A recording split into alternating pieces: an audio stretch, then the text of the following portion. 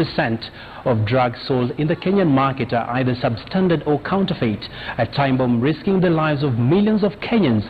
As Philip Keitani reports, these counterfeit and substandard medical drugs that are sold at much cheaper prices could actually explain the increased number of cancer cases, resistance to medicinal treatment, and increased expense of medication over time.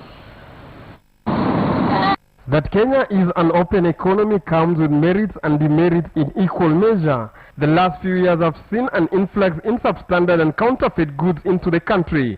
The local manufacturing industry is already counting the cost. Case in point is Everready Kenya, that shut down its dry cell manufacturing plant due to cheap imports like substandard dry cells, which led to job losses and loss of revenue to the government. It is also now emerging that 30 to 40% of medical drugs sold in the country are either substandard or counterfeit.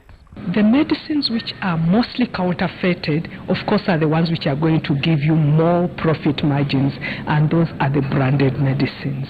The influx of counterfeited medically prescribed drugs are now a big threat to Kenya and neighboring countries, with unscrupulous traders and dealers making a killing from the growing demand to supply counterfeits and substandard medical drugs, risking the lives of Kenyans. These drugs have led to body resistance to genuine medication. Counterfeiting is really a wide range. There are some counterfeits which will imitate the original medicine, but they want to capitalize on the name of the medicines to sell it. In Kenya, the law requires that all medicines sold in the country are tested as a prerequisite for registration by the Pharmacy and Poisons Board. However, very few licensed players abide by this law.